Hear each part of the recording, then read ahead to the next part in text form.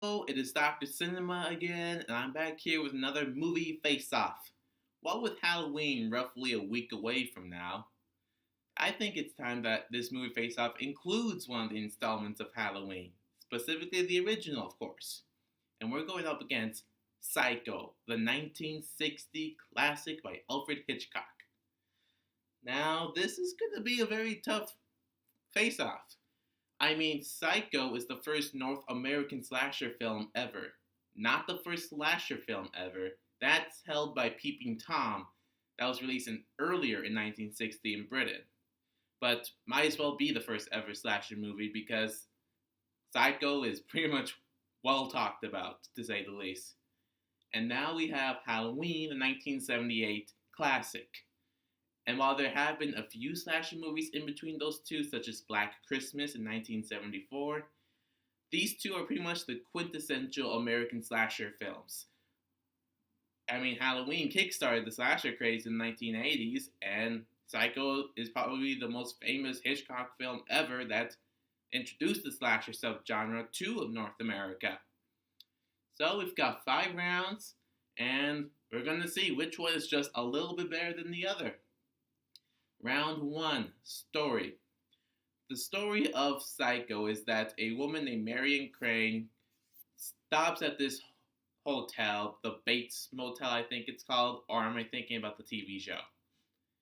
She stops at a motel, and where she meets and interacts with the worker slash son of the owner, Norman Bates, and she stays there for a little while, and which leads to the essential famous shower scene where she gets killed, and then her sister and her boyfriend come up. Do I have that right? Sister and boyfriend? Yeah, Marion's sister and Marion's boyfriend Sam come up to discover what happened to her, and which leads to the whole confrontation with Norman Bates. And movie ends with Norman Bates locked up. There are obviously a little bit more to the story than this, such as why Marion Crane was at the hotel, what exactly went down between the confrontation, but that's basically the essential parts of the story. The story of Halloween is a little boy named Michael Myers, when he was roughly 10 years old, killed his family with the exception of his little sister. And then many years later, in 1978, where his little sister, Lori, is in high school and living at home, she gets hunted down by Michael Myers, who broke out of his mental institution to try to kill her and finish what he did that many years ago, while Dr. Sam Loomis, the psychological psychiatrist doctor meant to keep Michael Myers locked up, is trying to hunt Michael down. So obviously, I'm not giving both these stories the credit that they deserve, but those are the essential parts of it.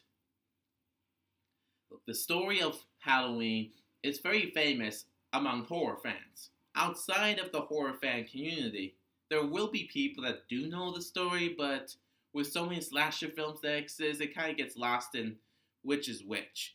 But with Psycho, the story is famous to all people, even if they haven't seen the movie. So I'm going to have to give this round to Psycho. Now let's move on to the second round. Cast. Now, alright, let me just bring up the cast list because I can't remember all these people. So we have Anthony Perkins, who plays Norman Bates, and he does a great job at portraying Norman in this film. And you also have Marion Crane, the woman who gets killed in the shower, played by Jeanette Leigh.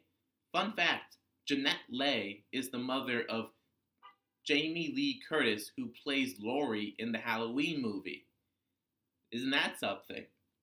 And we have John Gavin playing Sam Loomis, Marion Crane's boyfriend. And again, the name Loomis is the name of Dr. Loomis of Halloween as well. So obviously strong connections between the two movies here. And you also have Vera Miles as Leela Crane, the sister of Marion Crane. And of course, there are are other people in the movie, but those are basically the main people of that one. And in the Halloween movie, basically the main people you have to know is that Jamie Lee Curtis, daughter of Jeanette Leigh, plays Laurie Strode, the main protagonist. You got Donald Pleasance playing Dr. Loomis. And you have Michael Myers. And it sort of doesn't really matter who exactly is portraying Michael Myers in the movie, since Michael never speaks, but even though he never speaks, he has this strong presence, this strong evil stalker presence that's just undeniable. However, still tough to decide. You see, Psycho was famous for introducing characters that were well liked by the audience until they got killed off. And that was actually held a lot more impact back then, as opposed to when Halloween came around, where it can still be done well, but it's something that's been already done before several times. And I'm not taking anything away from the cast of Halloween. I think they're all great, and especially Jamie Lee Curtis and Donald Pleasance. But if I'm going to have to go with best overall cast, I'm going to have to go with Psycho again. So 2-0. Now let's move on to the third round, the music. Music in any movie is important, but especially in a horror film. They set the mood, they let the audience know what to expect, and they also enhance what's already on screen. And there are plenty of good music and sound effects in Psycho, but probably the most famous one is when, in the shower, Norman Bates is stabbing Marion Crane. I mean, that's basically the most famous sound/music of the entire film. With Halloween, well, hold on just a minute here.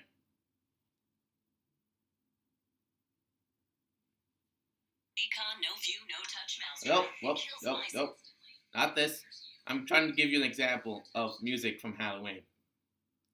Alright.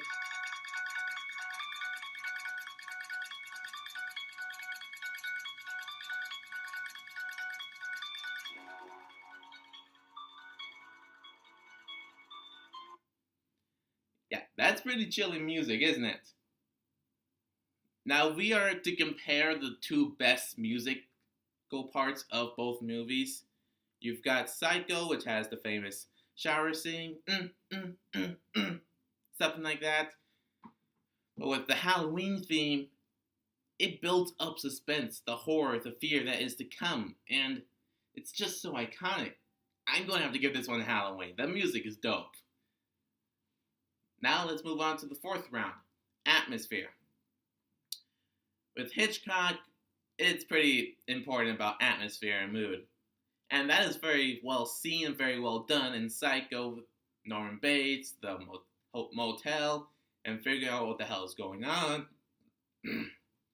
With Halloween, it's a little bit different. You see, with Norman Bates, you can sort of connect with him because he loves his mother so much.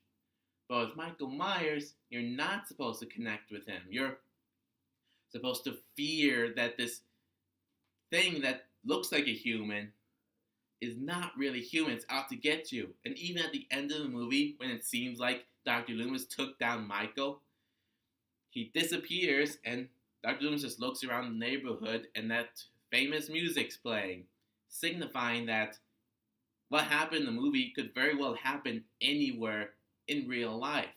This sort of disconnect with the villain on the emotional, empathetic level makes it seem actually a little bit more realistic. So I'm going to have to give this one to Halloween again. So we have a tied score of 2-2. It's time we wrap this up with the final round, Legacy. Now, when I came to this round, it was very difficult for me to decide which to get. I even asked a couple of my friends what their thoughts on the legacy of both Halloween and Psycho. And they bring up some good points. I mean, Halloween has sort of gotten this great legacy, but it's also partly due to the fact that it's also a series of movies as well. And even though it does have sequels that are far better than the sequels of the Psycho movie, I'm really supposed to focus on the two original movies. And both movies are inducted into the Video Library Hall of Congress, some weird title like that, for cultural significance. I mean, that's very important. I mean, you've got the Hitchcock film that's just so damn well known. And you also have the Halloween movie with a iconic slasher and very influential in horror, especially with the slasher craze of the 1980s. I'm going to have to give this one to Psycho. I mean, this movie, you don't have to be a horror fan to know Psycho. You don't have to be a horror fan to see the influence of Psycho in modern day cinema. It's become so legendary and well known that you can't really deny it. So with a score of 3-2, I'm going to have to give this one to Psycho. This is really weird for me. Even though I am giving this face-off to Psycho, I still really weirdly prefer Halloween more. And maybe you guys feel the same way, like you can admit that Psycho is probably a little bit of a better movie, but you still prefer Halloween over Psycho. If you do feel that way, please comment down your thoughts below. Also, like, share, subscribe, and with Halloween just a little bit closer, I'm definitely going to be seeing you guys again.